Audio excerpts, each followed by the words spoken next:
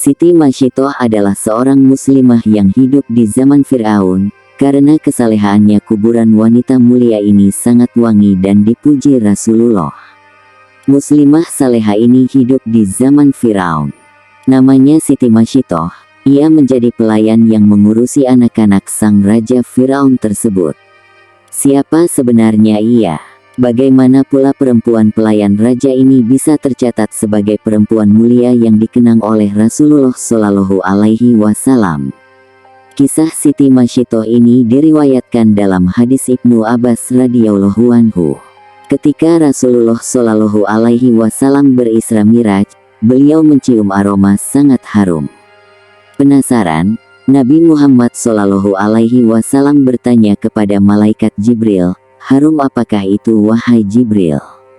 Malaikat Jibril menjawab, "Itu adalah wangi dari kuburan seorang perempuan saleha bernama Siti Masyitoh, Mashitah, dan anak-anaknya." Siti Masyitoh ini, seperti dikutip dari buku Membina Akidah dan Akhlak, yang ditulis Aji Nasmuddin, digambarkan sebagai sosok yang memegang teguh kebenaran dan keimanan kepada Allah Ta'ala. Kala itu, ia menjadi pelayan dari Siti Asyah, yaitu istri dari Firaun. Siti Masyitoh bertugas mengurus anak Firaun. Seorang lagi yang dekat dengan Siti Masyitoh bernama Hazakil. Ia adalah pembuat peti, tempat Musa balita ditaruh untuk kemudian dihanyutkan di sungai dan menjadi suaminya.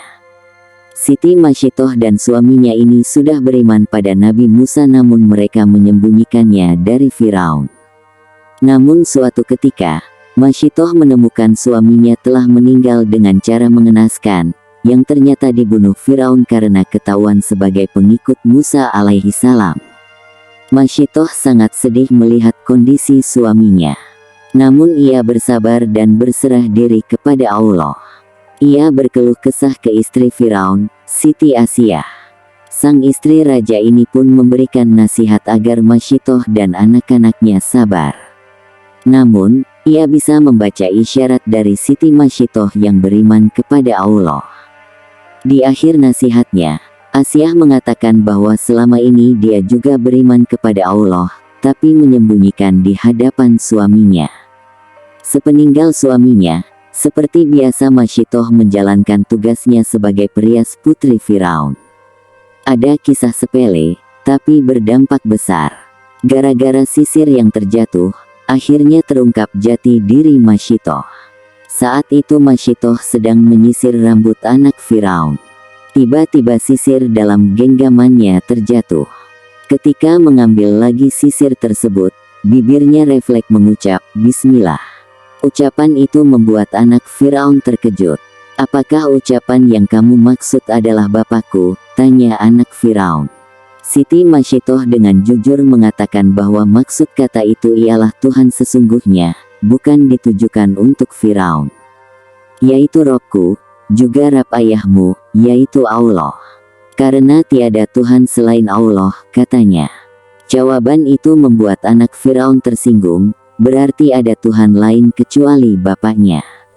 Anak Firaun itu mengancam melaporkan keyakinan Masyitoh tersebut kepada bapaknya. Namun Masyitoh tak gentar, karena ia yakin Allah adalah Tuhan yang sebenarnya, bukan Firaun.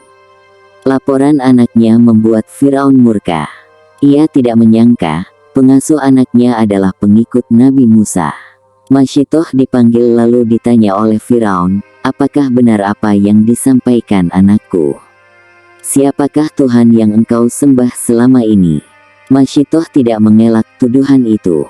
Dengan tegas dia mengatakan, "Betul, bahwa tiada Tuhan selain Allah yang sesungguhnya menguasai alam dan isinya." Jawaban itu membuat Firaun semakin marah. Dia memerintahkan para pengawal menyiapkan minyak mendidih di dalam tembaga besar. Wadah panas itu untuk menggodok Masyitoh beserta anak-anaknya. Pemandangan itu disaksikan masyarakat luas. Sebelum dimasukkan ke minyak panas, Masyitoh diberi kesempatan sekali lagi untuk memilih. Dia dan dua anaknya selamat jika mengakui Firaun sebagai Tuhan. Sebaliknya, nyawanya terancam jika tidak mau mengakui ketuhanan Firaun. Sebagai perempuan beriman dan meyakini Allah Ta'ala, Siti Mashitoh tidak gentar terhadap ancaman Firaun. Ia tetap yakin Tuhan yang sesungguhnya hanyalah Allah, bukan Firaun. Pendirian Mashitoh semakin mempermalukan Firaun.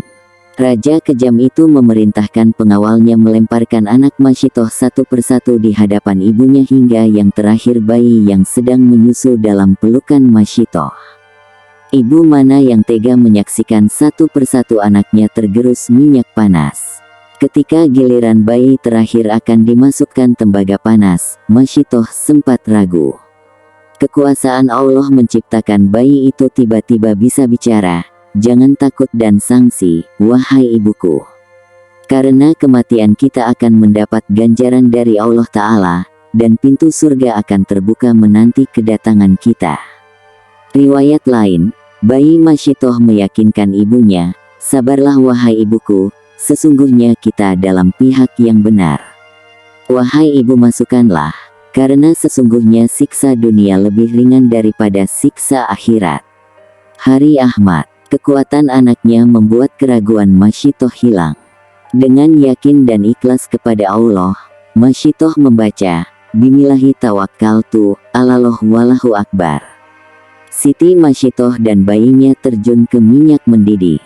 Ajaib, begitu minyak panas menggerus raga orang-orang istiqomah itu tercium wangi yang sangat harum dari dalam kuali. Allah telah membuktikan kepada hamba-hambanya yang istiqomah. Ketika Mashitoh dan anak-anaknya dilemparkan satu persatu ke periuk, Allah terlebih dahulu mencabut nyawa mereka sehingga mereka tidak merasakan panasnya minyak mendidih. Tulang belulang Mashitoh bersama anak-anaknya dikubur di suatu tempat hingga mengeluarkan wangi yang sangat harum. Aroma itu tercium oleh Rasulullah ketika perjalanan Isra Miraj. Itulah kuburan Mashitoh bersama anak-anaknya, kata malaikat Jibril. Demikianlah kisah seorang perempuan saleha bernama Siti Mashitoh, yang tetap teguh memegang keimanannya walaupun dihadapkan pada bahaya yang akan merenggut nyawanya dan keluarganya. Dan Allah Ta'ala pun memuliakannya.